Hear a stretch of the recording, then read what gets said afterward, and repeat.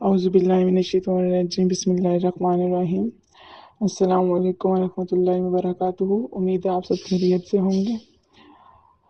अच्छा जी, आज हम पढ़ेंगे कुछ। एक तो हम ये देखेंगे कि आप इस्लाहात कुछ पढ़ते हैं जो ज़रूरी इस्लाहात होती हैं, जैसे फ़र्ज़, वाजिब, फ़र्ज़ किफ़ाया, फ़र्ज़ ऐन क्या होता है, फिर मकरूह। ये अल्फाज आप कुरान पाक की तफसीर में पढ़ते हैं कि ये चीज़ फ़र्ज़ है, ये वाजिब है, ये मकरूह है।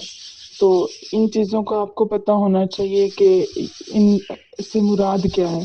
फ़र्ज़ को हम कब छोड़ सकते हैं, वाजिब है तो उसको हम कब छोड़ सकते हैं, और अगर मकरूह है तो इससे क्या मुराद होती है, और मुस्तहब कौन से अमाल होते हैं।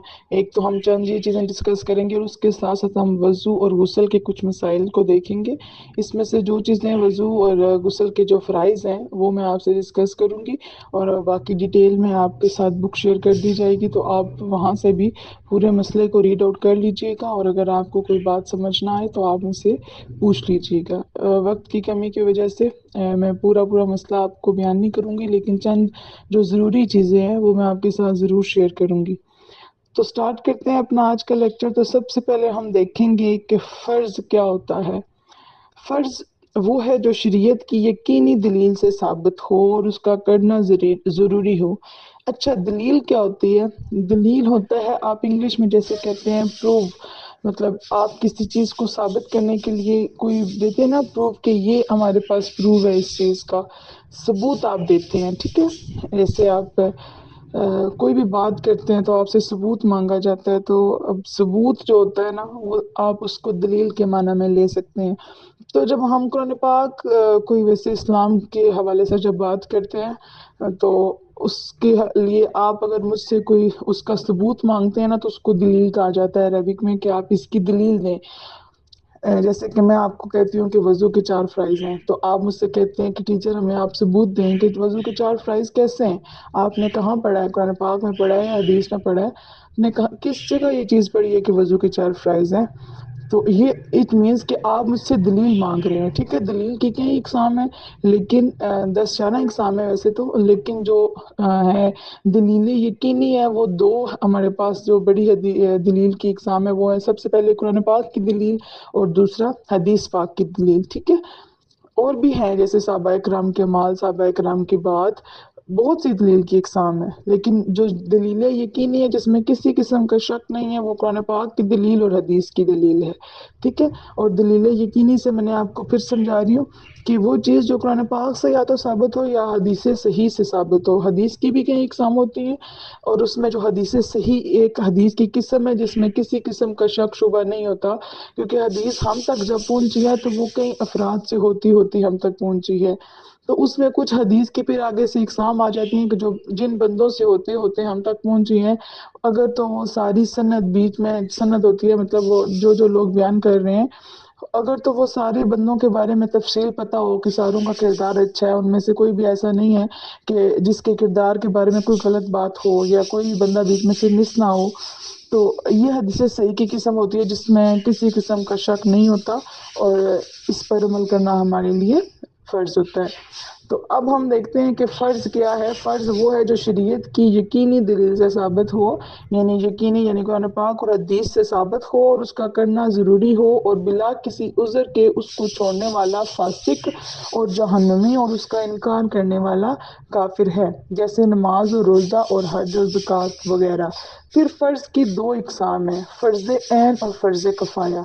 फ़र्ज़ ऐन हमारे पास वो फ़र्ज़ है जो हर बंदे का अदा करना ज़रूरी है, जैसे कि नमाज है, हर बंदे ने अदा करेगा, हर बंदा अपनी अपनी नमाज अदा करेगा तो आपका फ़र्ज़ अदा होगा, वरना आपका फ़र्ज़ अदा नहीं होगा। और फ़र्ज़ कफ़ाया वो फ़र्ज़ है जो पूरी जमात में से, पूरी एक बस्ती में से अगर एक बंदा अदा कर देता है तो वो फ़र्ज़ पूरा हो जाता है। इसकी मिसाल एक तो जैसे नमाज जनाजा है, तो अगर कोई एक बंदा नमाज जनाजा अदा कर देगा तो पूरी बस्ती वालों की तरफ से वो जो फ़र्ज़ है वो कबूल कर लिया जाएगा। लेकिन अगर कोई भी नहीं करेगा तो फिर सब गुनहगार होंगे।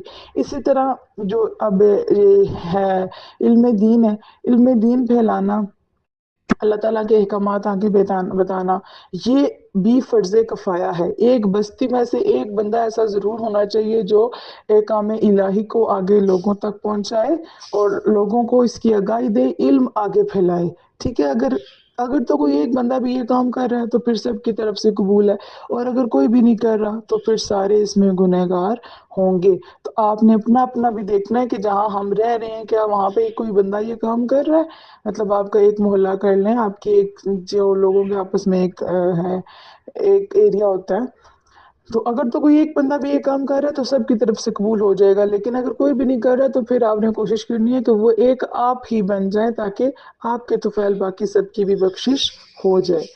اچھا، نیکسٹ دیکھتے ہیں کہ واجب کیا ہوتا ہے۔ واجب وہ ہے جو شریعت کی ضمنی دلیل سے ثابت ہو اور اس کا کرنا ضروری ہے۔ ظن کس کو بولتے ہیں؟ ظن کے بھی کئی معنی ہیں، لیکن ایک معنی میں آپ کے ساتھ شیئر کرتی ہوں۔ ظن ویسے گمان ہوتا ہے، ٹھیک ہے، جس میں کچھ تھوڑا بہت شک ہو، ٹھیک ہے، لیکن وہ ثابت ہو۔ ظنی دلیل، یقینی دلیل تو وہ ہے جس میں کسی قسم کا شک نہیں ہے، اور ظنی دلیل وہ ہے جس میں تھوڑا بہت مطلب کہیں نہ کہیں اس میں شک و شبہ ہو، لیکن وہ قرآن دلیل سے ثابت ہو اور اس کا کرنا ضروری ہے، اور اس کو بلا عذر کسی تعویل اور بغیر کسی عذر کے چھوڑنے والا فاسق۔ تعویل ہوتا ہے تبدیلی، یعنی اس کو بغیر کسی تبدیلی اور بغیر کسی عذر کو چھوڑنے والا فاسق اور عذاب کا مستحق ہے، لیکن اس کا انکار کرنے والا کافر نہیں بلکہ گمراہ اور بد مذہب ہے۔ فرض کا ہم نے یہ پڑھا تھا کہ اس کا جو انکار کرنے والا ہے وہ کافر ہے، لیکن واجب چونکہ ضمنی دلیل سے ثابت ہوتا ہے۔ میں نے آپ کو بتایا تھا کہ دلیل کی کئی اقسام ہیں، تو آگے جو اس کی اقسام ہے، کچھ اقسام ایسی ہوتی ہیں کہ جن میں تھوڑا بہت شک و شبہ ہوتا ہے، لیکن واجب کا وہ بتایا جا رہا ہے۔ مطلب وہ ٹھیک بھی ہو سکتا ہے، غلط بھی ہو سکتا ہے، لیکن ضمنی دلیل اگر دلیل ہے تو پھر یہ ہے کہ ہمیں پروف، ہمارے پاس ثبوت ہے کہ یہ چیز ہے، ٹھیک ہے۔ تو اس میں اگر ذرا برابر کو تھوڑا بہت شک ہو تو اس لیے اس کو ظن کا معنی دیا گیا ہے۔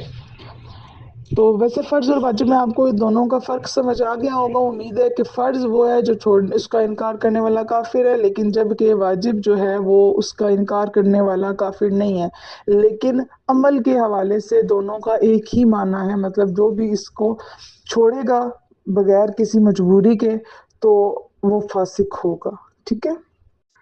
اچھا، نیکسٹ دیکھتے ہیں ہم کہ سنت مؤکدہ اور سنت غیر مؤکدہ کیا ہے۔ سنت موقدہ وہ ہیں بیٹا جو حضور پاک صلی اللہ تعالیٰ علیہ وآلہ وسلم نے ہر حال میں ادا کیے ہوں، ٹھیک ہے۔ اس کو یہاں سے ریڈ آؤٹ بھی کر لیتے ہیں کہ وہ ہے جس کو حضور اقدس صلی اللہ تعالیٰ علیہ وآلہ وسلم نے ہمیشہ کیا ہو، البتہ بیان جواز کے لیے کبھی چھوڑ بھی دیا ہو، اس کو ادا کرنے میں بہت بڑا ثواب، اور اس کو کبھی اتفاقیہ طور پر چھوڑ دینے سے اللہ عز و جل، رسول اللہ صلی اللہ علیہ وآلہ وسلم کا عتاب، اور اس کو چھوڑ دینے کی عادت ڈالنے والے پر جہنم کا عذاب ہوگا۔ جیسے کہ نماز فجر کی 2 رکعت سنت اور نماز ظہر کی 4 رکعت فرض سے پہلے اور 2 رکعت فرض کے بعد سنتے، اور نماز مغرب کی 2 رکعت سنت اور نماز عشاء کی 2 رکعت سنت، یہ نماز پنجگانہ کی 12 رکعت سنتیں، یہ سب سنت موقدہ ہیں، ٹھیک ہے۔ اب یہ کچھ لوگ کہتے ہیں کہ صرف فرض ادا نہ کر دے تو فرض ادا ہو جاتا ہے، ایسا نہیں ہے۔ ہمارے پاس سنت کی 2 اقسام ہیں، سنت موقدہ اور سنت غیر موقدہ۔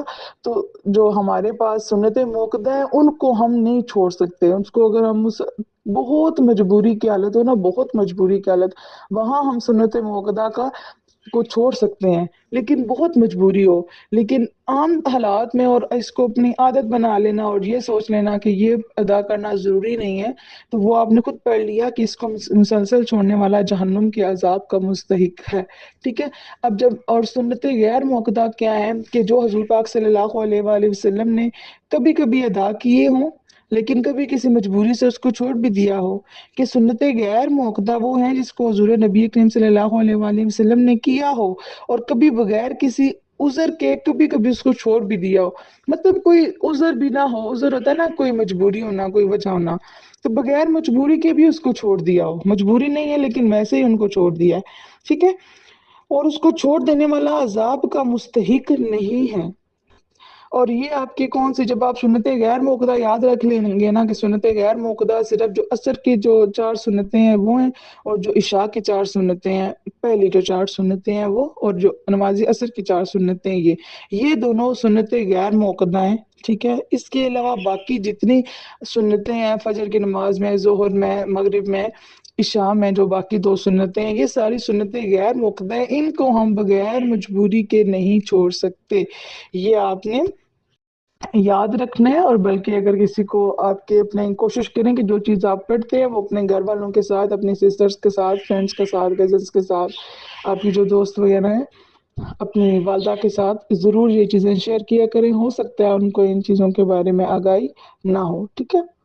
اچھا نیکسٹ دیکھتے ہیں کہ اچھا سنت غیر موقدہ کا پھر بھی ایک دفعہ بتا دیتی ہوں کہ چھوڑنے سے آپ کو گناہ نہیں ملے گا، پڑھیں گے تو ثواب ہے، نہیں پڑھیں گے تو آپ کو گناہ نہیں ہے، ٹھیک ہے۔ اچھا مستحب، ہر وہ کام جو شریعت کی نظر میں پسندیدہ ہو اور اس کو چھیڑ دینا شریعت کی نظر میں برا بھی نہ ہو، ٹھیک ہے۔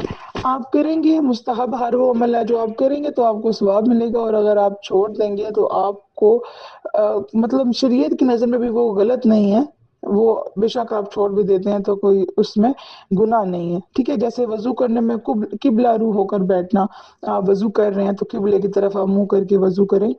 اسی طرح بحالت قیام سجدہ گاہ پر نظر رکھنا، کہ جب آپ بحالت قیام کھڑے ہوں، جب آپ نماز میں کھڑے ہوں تو آپ کی جو نظر ہو وہ سجدے جہاں پر آپ کرتے ہیں وہاں پر نظر رکھنا۔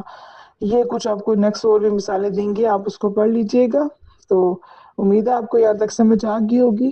اور نیکسٹ آتا ہے مباح۔ مباح وہ ہے جس کا کرنا اور چھوڑ دینا دونوں برابر ہیں، جس کے کرنے میں نہ کوئی ثواب اور چھوڑ دینے میں نہ کوئی عذاب ہو، جیسے لذیذ غذاؤں کا کھانا اور نفیس کپڑوں کا پہننا وغیرہ، ٹھیک ہے۔ مباح یہ ہے کریں گے تو ثواب نہیں ملے گا اور چھوڑیں گے تو گناہ نہیں ہوگا۔ حرام وہ ہے جس کا ثبوت یقینی شرعی دلیل سے ہو، مطلب وہ چیز حرام، مطلب جس کا حدیث پاک یا قرآن پاک سے واضح پتہ ہو کہ یہ چیز حرام ہے، اس کا چھوڑنا ضروری اور باعث ثواب ہے، اس کا چھوڑ دینا ضروری ہے اور ثواب بھی ملتا ہے، اور اس کا ایک مرتبہ بھی قصدن کرنے والا، قصدن ہوتا ہے ارادے سے، ایک دفعہ بھی اگر آپ نے حرام چیز کو ارادہ کر کے کر لی تو پھر وہ بندہ فاسق و جہنمی اور گناہ کبیرہ کا مرتکب ہے، اور اس کا انکار کرنے والا کافر ہے۔ خوب سمجھ لو کہ حرام فرض کا مقابل ہے، یعنی فرض کا کرنا ضروری ہے اور حرام کا چھوڑ دینا ضروری ہے۔ نیکسٹ آتا ہے مکروہ تحریمی، وہ ہے جو شریعت کی ضمنی دلیل سے ثابت ہو، اس کا چھوڑنا لازم اور باعث ثواب ہے، اور اس کا ایک مرتبہ بھی قصدن کرنے والا فاسق و جہنمی اور گناہ کبیرہ حرام کے کرنے سے کم ہے، مگر چند بار اس کو کر لینا گناہ کبیرہ ہے۔ اچھی طرح ذہن نشین کر لو کہ یہ واجب کا مقابل ہے، یعنی واجب کو کرنا لازم ہے اور مکروہ تحریمہ کو چھوڑنا لازم ہے۔ یہ جو آپ کو آج چیزیں بتائی ہیں ان پہ آپ نے غور کرنا ہے، کیونکہ یہ چیزیں آپ کی ڈیلی لائف میں، مطلب آپ جب آگے تفسیر پڑھیں گے تو ہر جگہ یہ الفاظ یوز ہوں گے کہ یہ چیز مباح ہے، یہ چیز مکروہ ہے، یہ چیز مکروہ تحریمی ہے، تو ان کو آپ نے اچھے طریقے سے پڑھنا ہے، پھر بھی جہاں آپ کو کوئی مسئلہ ہو تو آپ نے وہ مجھ سے پتہ کر لینا ہے۔ اچھا نیکسٹ ہم دیکھتے ہیں کہ وضو کے فرائض میں آپ سے ڈسکس کر لیتی ہوں، اور وضو کی کچھ سنتیں میں آپ کو بتا دوں گی، تو باقی انشاءاللہ ہم نیکسٹ ڈسکس کر لیتے ہیں، ٹھیک ہے۔ وضو کے فرائض، وضو کی 4 فرائض ہیں۔ سب سے پہلا کہ پورے چہرے کا ایک بار دھونا۔ آپ ویسے وضو میں ہر جو سٹیپ کرتے ہیں وہ 3 بار کرتے ہیں نا، تو وہ 3 بار کرنا سنت ہے، جبکہ کچھ ہم ایسے سمجھتے ہیں کہ 3 بار کرنا فرض ہے، فرض نہیں ہے، 3 بار کرنا سنت ہے، یعنی حضور پاک صلی اللہ علیہ وآلہ وسلم 3 دفعہ کرتے تھے۔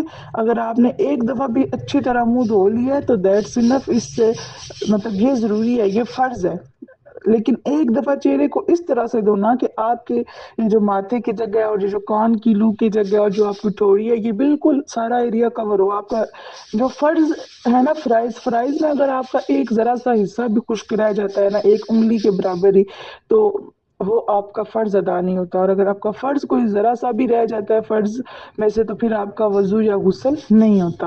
اچھا دوسرا فرض دیکھتے ہیں کہ ایک بار دونوں ہاتھوں کو کونیوں سمیت دھونا، ایک بار چوتھائی سر کا مسح کرنا، یعنی گیلا ہاتھ سر پر پھیر لینا، ٹھیک ہے۔ مسح سے یہی مراد ہوتا ہے کہ ہاتھ گیلا کر کے آپ سر کے چوتھے حصے کا سر کے چوتھے حصے تک اپنا ہاتھ پھیر لیں، چوتھے حصے سے زیادہ پھیر لیں تبھی، لیکن چوتھا حصہ لازمی اس میں کور ہونا چاہیے، اور ایک بار ٹخنوں سمیت دونوں پیروں کو دھونا۔ یہ آپ کے تھے فرض۔ اس کے علاوہ جو ہم وضو کرتے ہیں وہ وضو کا طریقہ آپ سارے کرتے آ رہے ہیں، آپ سب کو اچھے سے پتہ ہے کہ وضو کا کیا طریقہ ہے، لیکن پھر بھی آپ یہاں سے ایک دفعہ ریڈ آؤٹ کر لیجئے گا، اور اگر کوئی بات آپ کو سمجھنا ہے تو وہ آپ مجھ سے پوچھ لیجئے گا، ٹھیک ہے؟ اور باقی وہ بھی میں نے آپ کو بتا دیا کہ باقی جو وضو کے ہیں اسٹیپس ہے، کلی کرنا، ناک میں پانی ڈالنا، یہ سب سنتیں ہیں، اور وضو کا ہر اعضاء کو 3 دفعہ دھونا یہ بھی سنت ہے۔ اگر آپ سنت طریقے کو فالو کرتے ہیں تو آپ کو زیادہ ثواب ملتا ہے، لیکن آپ کو پتہ ہونا چاہیے کہ فرض کیا ہے۔ اچھا، نیکسٹ ہم دیکھتے ہیں کہ غسل کے بارے میں کچھ مسائل ہیں، ان کو ہم دیکھ لیتے ہیں۔ تو سب سے پہلے ہم دیکھتے ہیں کہ جو غسل ہے اس کے فرائض کتنے ہیں۔ غسل کے 3 فرائض ہوتے ہیں۔ سب سے پہلا فرض آپ کا کلی کرنا، اس طرح سے کلی کرنا کہ آپ کی حلق تک پانی جائے، کہ جتنا آپ آگے لے کے جا سکتے ہیں پانی، اتنا آپ کا پانی آگے جانا چاہیے۔ اور دوسرا آپ کا فرض ہے ناک میں پانی ڈالنا۔ ناک میں پانی بھی اس طرح سے آپ نے ڈالنا ہے کہ جتنا آگے تک ممکن ہو آپ نے ناک میں پانی ڈالنا ہے۔ آپ 2 دفعہ بھی ڈال سکتے ہیں، 3 دفعہ بھی ڈال سکتے ہیں، 3 سے زیادہ دفعہ بھی ڈال سکتے ہیں، لیکن شرط یہ ہے کہ آپ اچھی طرح ناک میں پانی ڈالیں۔ اور تیسرا آپ کا فرض یہ ہے کہ آپ نے پورے جسم پر اس طرح سے پانی ڈالنا ہے کہ آپ کے جسم کا ایک حصہ بھی خشک نہ رہے۔ اگر آپ کی انگلیوں کے درمیان والی جو جگہ ہے، پاؤں کی انگلیوں کے درمیان والی جگہ، اگر وہ بھی خشک رہ گئی نا تو آپ کا جو غسل کا فرض ہے وہ ادا نہیں ہوگا، اور اگر غسل کا فرض ادا نہیں ہوگا تو آپ کا جسم پاک نہیں ہوگا، اور نہ ہی پھر آپ کی، ظاہری بات ہے جب جسم پاک نہیں ہوگا تو کوئی عبادت کیسے قبول ہو سکتی ہے۔ اچھا، اب ہم غسل کے طریقے کی طرف دیکھ لیتے ہیں کہ غسل کا طریقہ کیا ہے۔ تو غسل کا طریقہ یہ ہے کہ آپ نے سب سے پہلے اپنے ہاتھوں کو دھونا ہے اچھی طرح، اس کے بعد آپ کے جسم کا جو حصہ گندا ہے آپ نے اس کو صاف کرنا ہے، اس کو دھونا ہے۔ اس کو دھونے کے بعد آپ نے جو وضو کے 3 فرائض ہیں وہ ادا کرنے ہیں، ٹھیک ہے؟ فرسٹ سٹیپ آپ نے ہاتھ دھونے ہیں پہلے، پھر سیکنڈ سٹیپ آپ نے جو جسم کا آپ کا حصہ گندا ہے آپ نے اس کو دھونا ہے، اینڈ تھرڈ سٹیپ دوبارہ آپ ہاتھ دھوئیں، اور پھر آپ کیا کریں کہ جو وضو کے آپ نے غسل کے جو آپ نے 3 فرض ادا کیے ہیں، یعنی پھر آپ کلی کر لیں، ناک میں پانی ڈالیں، اور پھر آپ پورے اپنے جیسے آپ نہاتے ہیں آپ ویسے نہا لیں، آپ ویسے شاور لے سکتے ہیں۔ اچھا، اب اس میں ایک بات یہ بھی ہے کہ اگر آپ نارملی نہاتے ہیں نا، ویسے ہی ڈیلی آپ نہا رہے ہیں، غسل لے رہے ہیں آپ، تو آپ جیسے مرضی غسل لیں، مطلب آپ اسی طرح اندر جائیں اور اپنے اوپر پانی ڈال کے باہر آ جائیں، تو اس میں آپ حرج نہیں ہے۔ اگر آپ فالو کریں گے غسل کے یہ جو فرائض ہے ویسے بھی تو اس سے ثواب ملتا ہے، اور اگر نہیں کریں گے تو آپ کو کوئی گناہ نہیں ہے، لیکن جب آپ پہ غسل فرض ہوگا تو پھر آپ نے غسل کے فرائض جو ہے وہ لازمی ادا کرنے ہیں۔ اب بات آتی ہے کہ جب غسل فرض ہوگا تو پھر آپ نے یہ غسل کے جو فرائض پڑے ہیں یہ ادا کرنے لازمی ہیں، تو آپ کو یہ بھی پتہ ہونا چاہیے کہ غسل آپ کا کب کب فرض ہوتا ہے۔ تو غسل جو ہے وہ کن کن چیزوں سے فرض ہوتا ہے یہ ہم دیکھ لیتے ہیں کہ جن چیزوں سے غسل فرض ہو جاتا ہے وہ 5 ہیں۔ منی کا اپنی جگہ سے شہوت کے ساتھ جدا ہو کر نکلنا، ٹھیک ہے؟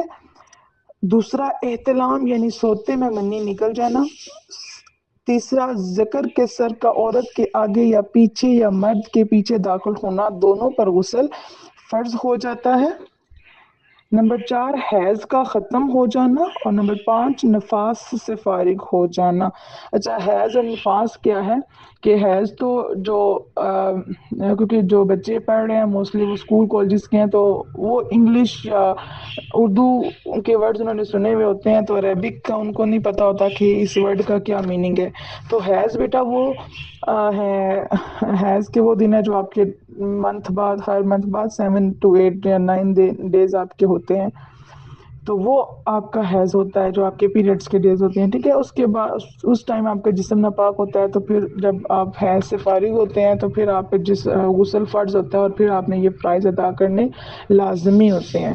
اور دوسرا نفاس کے جب عورت استحاضہ ہوتی ہے، استحاضہ کی حالت میں ہوتی ہے، یعنی جب عورت ایک بچہ پیدا کرتی ہے اور اس کے بعد 40 دن اس کا جو ہوتے ہیں، 40 دن بعد جب وہ غسل لیتی ہے، اب جیسے حیض کے بھی 7 ڈیز جو ہے نا وہ ضروری نہیں ہے کہ 7 ہی ہو، 7 سے کم بھی ہو سکتے ہیں، 7 سے زیادہ بھی ہو سکتے ہیں. تو ہر انسان کو اپنا پتہ ہوتا ہے کہ ہر انسان کے اپنے مطلب کسی کے 5 ہوتے ہیں، کسی کے نہیں. تو جس کے جتنے ڈیز ہوں وہ اتنے ڈیز بعد غسل کر سکتے ہیں. یہ نہیں ہے کہ آپ نے 7 ڈیز ہی انتظار کرنا ہے. اگر آپ کو 4 ڈیز بلیڈنگ ہوتی ہے تو آپ 4 دن بعد غسل کر سکتے ہیں.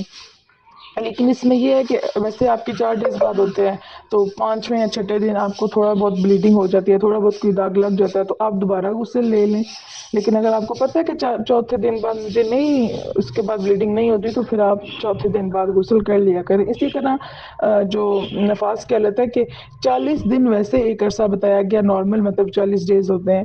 لیکن اگر کچھ عورتیں ہوتی ہیں ان کو 10 دن بعد ہی جو ہے نا وہ بلیڈنگ ان کی ہونا بند ہو جاتی ہے، تو وہ کچھ دن دیکھیں، اگر نہیں بلیڈنگ ہو رہی تو وہ اس سے پہلے بھی غسل کر سکتے ہیں. لیکن 40 دن تک ان کے پاس مہلت ہے کہ 40 دن وہ انتظار کر لیں، اور 40 دن بعد جب 40 دن پورے ہو جائیں تو پھر ان پر غسل فرض ہو جاتا ہے. پھر وہ غسل کریں گے، اور غسل جب فرض ہو گیا ہے تو پھر اس کے بعد یہ بتایا گیا ہے کہ آپ نے غسل کے جو فرائض پڑے ہیں اگر یہ آپ ادا نہیں کریں گے تو پھر آپ کا جسم ناپاک رہے گا، اور اگر جسم ناپاک رہے گا تو کوئی عبادت قبول نہیں ہوگی. اور اس کے علاوہ جو آپ کے پاس 3 قسمیں بیان کی گئی ہیں، تو جو بچیاں شادی شدہ ہیں ان کو تو ان چیزوں کی سمجھ ہے، اور جو نہیں شادی شدہ، ٹھیک ہے، وہ بھی اگر بالغ ہیں تو ان کو اتنی سمجھ ہونی چاہیے، اتنی سمجھ ان کو آ گئی ہوگی کہ یہ کیا بات کی جا رہی ہے.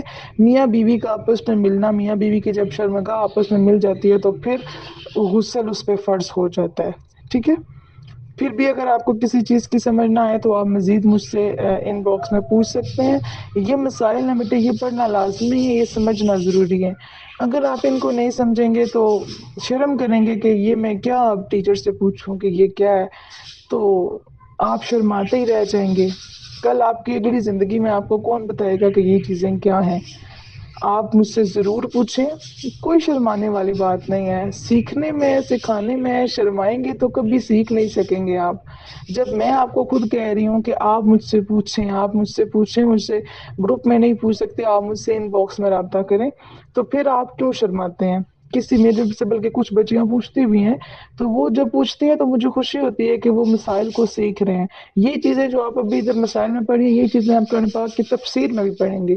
ٹھیک ہے، تو جب ایک چیز قرآن پاک میں اللہ تعالیٰ نے بیان کر دی ہے تو اس کو تو آپ نے سیکھنا ہے نا. اگر اللہ تعالیٰ نے حد نہیں مقرر کی کہ یہ قرآن پاک اتنے سال کے بچے پڑھیں یا اتنے سال کے بچے سمجھیں، تو پھر ہم کون ہوتے ہیں کہ حد مقرر کرنے والے کہ یہ چیزیں ابھی ہمارے سیکھنے کی نہیں ہیں، یہ چیزیں آپ کی سیکھنے کی ہیں. تبھی اللہ تعالیٰ نے قرآن پاک میں بیان فرمائی ہیں.